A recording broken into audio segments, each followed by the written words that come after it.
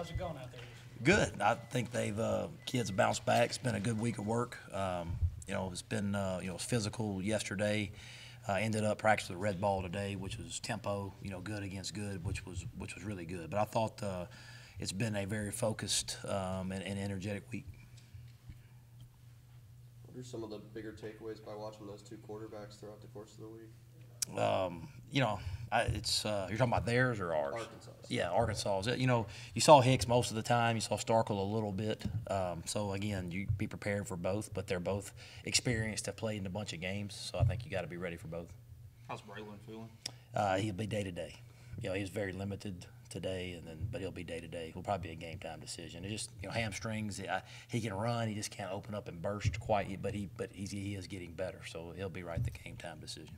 Matt, you talked about how they bounced back from Saturday. What was your message to them? I think just keep getting better. Just keep working to get better. Teams that end the season better than they start are the ones that are good. And I think that's what we have to continue to do. Let's build on the defensive performance.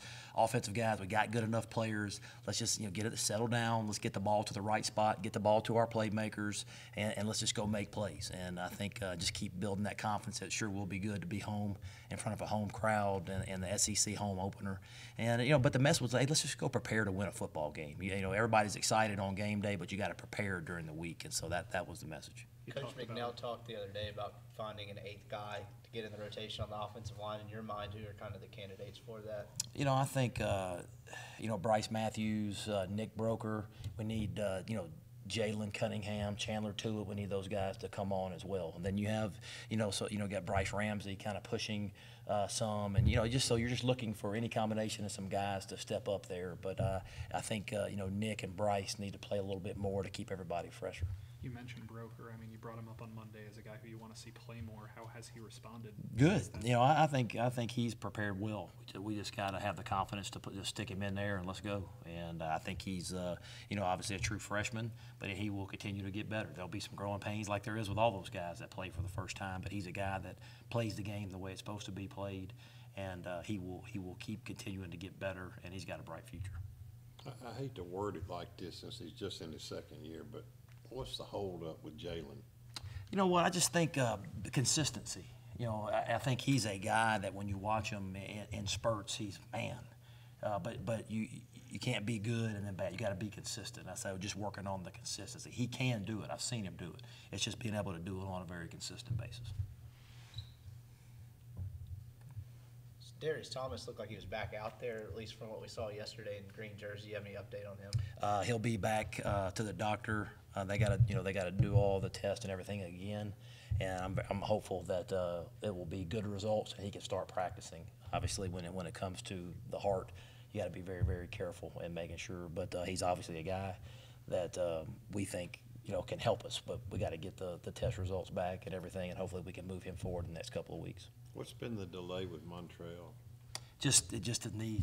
I think just continuing to get better. He is 4 weeks behind Jalen. 4 or 5, just depending upon when the first week to the Alabama game when he did it. But it's just taking him a little bit longer. And each individual is different when it comes to those ACLs. Is it close, so you think? You know what? He hasn't been out there live full speed yet, so I don't know. He's still out there. He is going through the stuff and doing some endo and things like that, but he hasn't cut it loose yet. So I think mentally he's still got a little ways to go before he gets back to full speed. Is Alex full go now, you think? I think he is. I think you're still trying to work him to get back into true game shape and being as fast and as good as he can be. But he'll be working. He played 40 snaps last week, and hopefully they'll play 50 or 60 this week. What are some of the challenges their defensive line presents? I know they got one guy out for a year, 4-man front. Is it similar at all to what you saw last week? Yeah, so it's a 4-man front. They'll play a little bit of bear. Play some cover one. That's Coach Chavis. That's what he does. He's not going to change, and he's really good at what he does. They got 2 seniors in there at defensive line that are very, very stout, and Mike linebacker seems like he's been there forever, but very, very good in the middle. And same thing offensively with their quarterbacks and their running backs. So up the middle, they got a lot of experience and are very good. Was he at Tennessee when you were? We were together 2 years. Yeah. What did you pick up from him as a coordinator? He's pretty thorough. He is. He's just an experienced guy. He's been doing it a long time. There's nothing there's going to be that he hasn't seen, and he's just an experienced coordinator and been in the battles. Ever since we've been here, whether it be, LSU, A&M, Arkansas. He's been through it, and we faced him several times. So a lot of familiarity, but a lot of respect for him, as a person and a coach.